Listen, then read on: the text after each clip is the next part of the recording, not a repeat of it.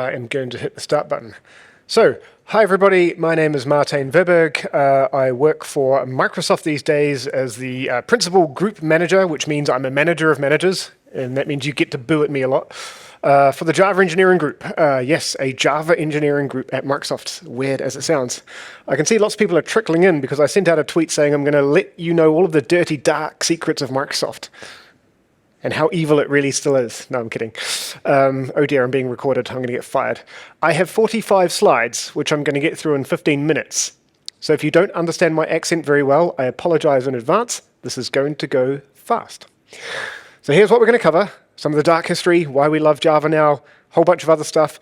I will deep dive into some of the technical, interesting things we're actually doing, so you don't all sit there and get bored because it's a marketing talk.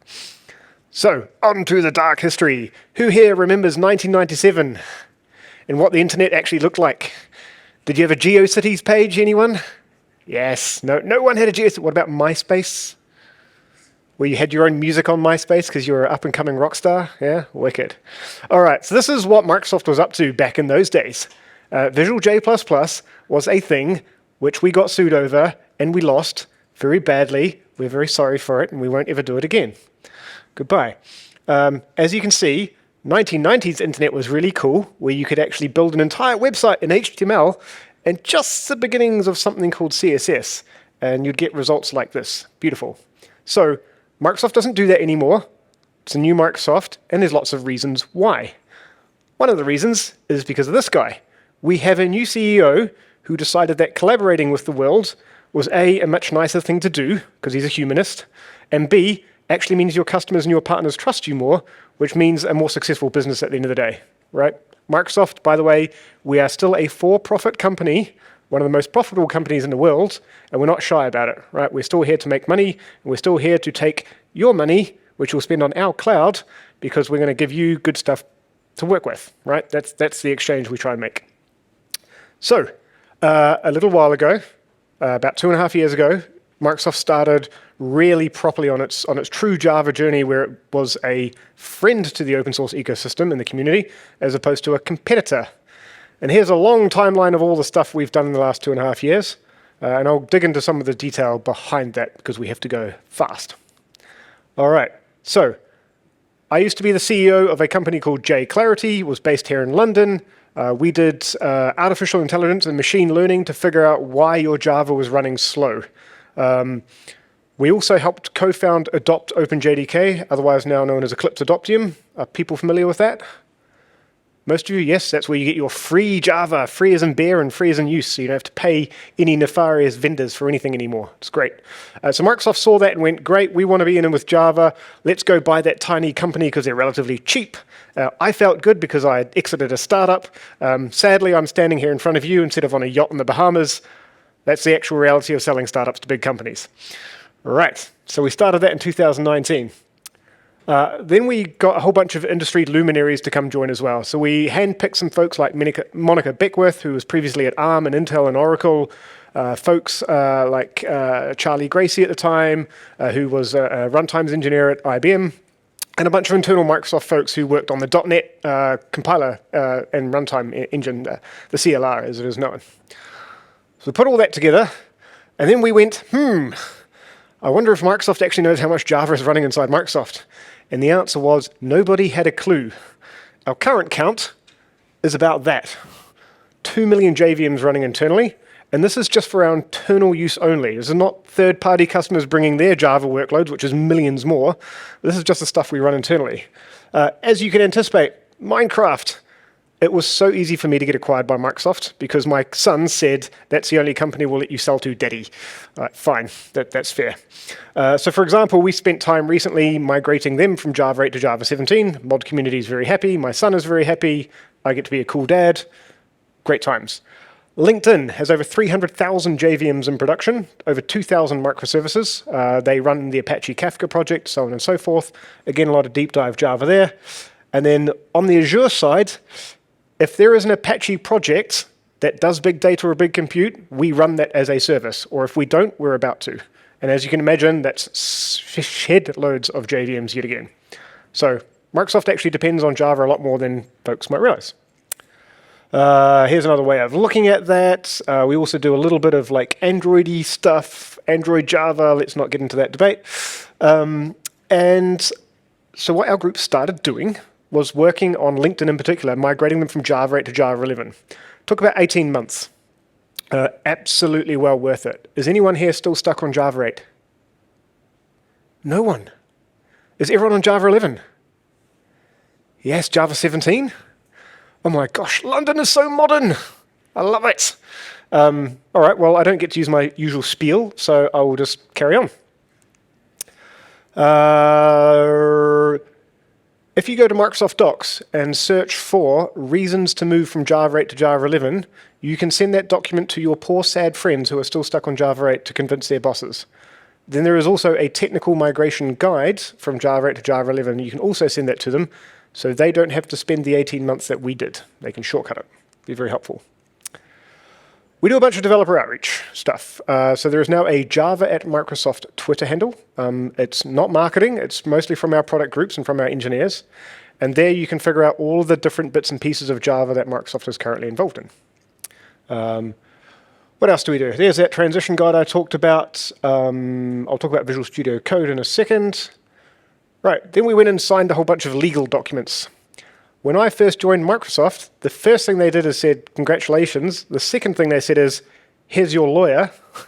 And the third thing they said is, your only OKR, and for those who don't know OKRs, objectives and key results, my only objective and aligned key result was, do not get Microsoft sued.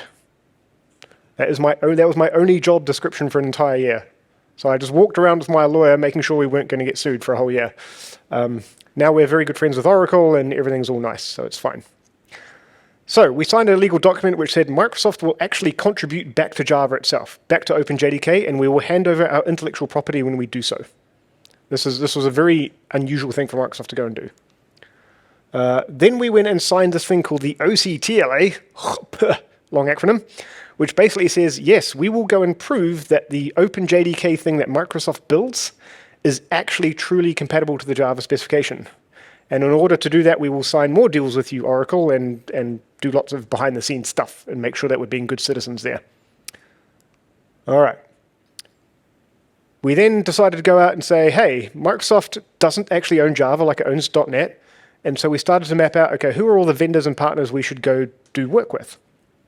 So on Azure, for example, we offer Oracle WebLogic as a service on Azure, and you can go talk to an Oracle database which sits in the Oracle Cloud, right? Because that's what Java developers like to do in enterprises.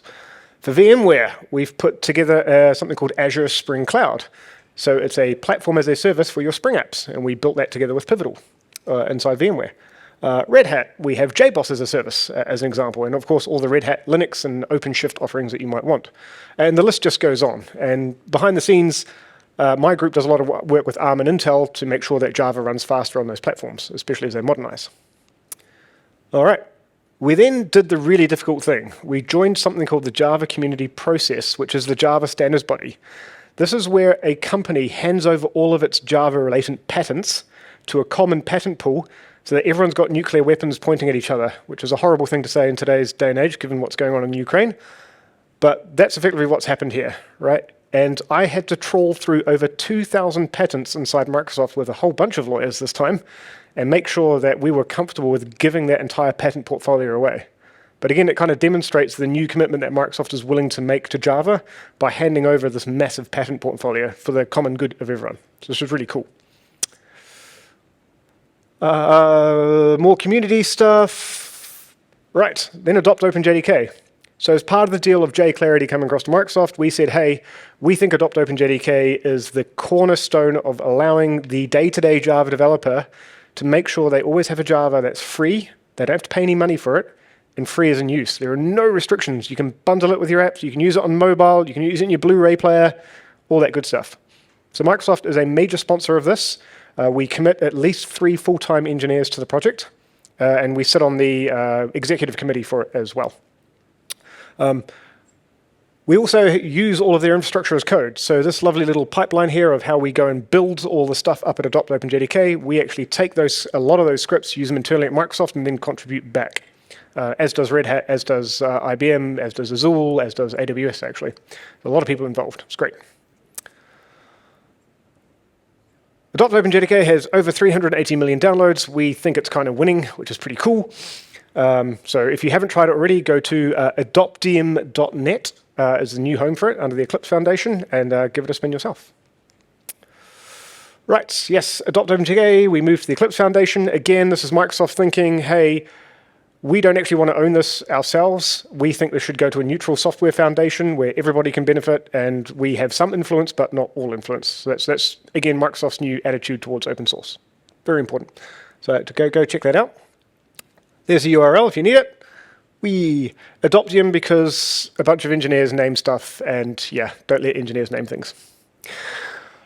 We also have now got our own Microsoft build of OpenJDK. And the reason why you want to use this is if you are going to run your workload on Azure, because if you use this, you'll get commercial support for free by my team. You get a direct line to my team, by the way, so you're not calling some weird first line support. You just get an email directly to my engineers.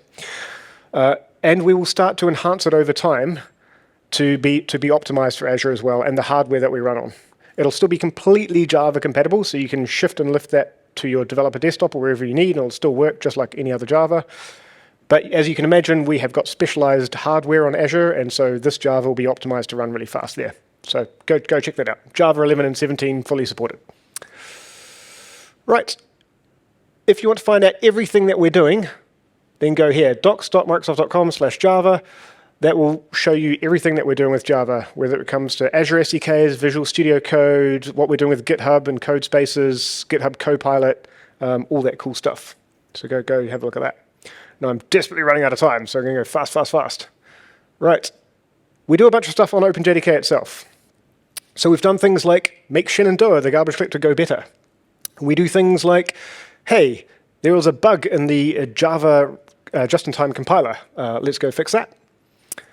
We do things like improve how fast MD5 sum works, because that's really important to a lot of our SSL connections inside Azure.